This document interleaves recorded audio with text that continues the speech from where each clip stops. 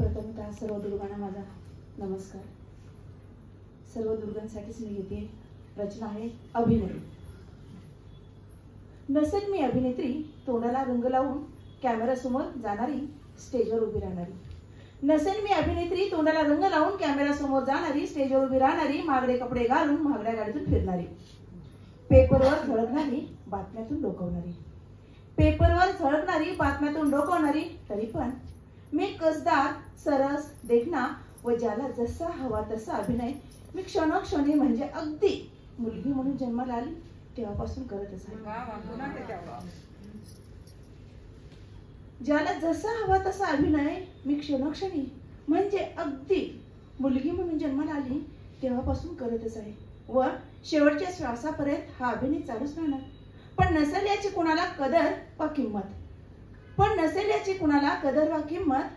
मनाचे घाव दिसू नयेत म्हणून चेहऱ्यावर हास्याची कारंजी फुलत असते. मनाच्या तळाशी निश्चित पडलेल्या भावनेला ना अंजारते ना गुंजारते. मनाच्या तळाशी निश्चित पडलेल्या भावनेला ना अंजारते ना गुंजारते. बस मुखवटा लावून तयार राहते दुसऱ्याच्या नजरेतील रागाने पेलण्यासाठी. कधी चुलीतील धुरात डोळ्यातील सागर बुडून जातो, तर कधी गॅसच्या निळ्या जाळात गोड स्वप्ने करपून जातात. पण याची धग नाही जाणू देत, मी माझ्या हसऱ्या चेहऱ्यावर. कारण मला माहित आहे माझा हसरा चेहराच घराला घरपण देतो. घराला घरपण देतो. संसारी तृप्तीची कारंजी उडवत ठेवतो. म्हणूनच मी नसेल नटी अभिनेत्री, पण अभिनय मात्र खुबीने उठवत राहते जन्मापासून मृत्यूपर्यंत. कारण मी कन्या, पत्नी, सून, आई, सासू अशा अनेक खिंडी लढवत राहते व लढवत राहणार आहे. कारण मी एक स्त्री आहे.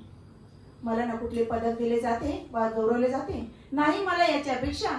पण माझ्या या बाईपणाच्या खऱ्याखुऱ्या अभिनयाला मनापासून साथ द्या.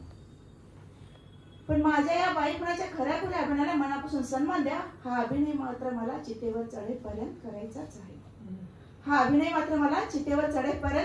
आहे. हा पण तो चिरनिद्रेचा अभिनय मात्र खराखुरा असेल बरं. तिथेच माझा बाईपणाचा अभिनय संपणार आहे. मग सांगा मी आहे की नाही खरीखुरी अभिनेत्री.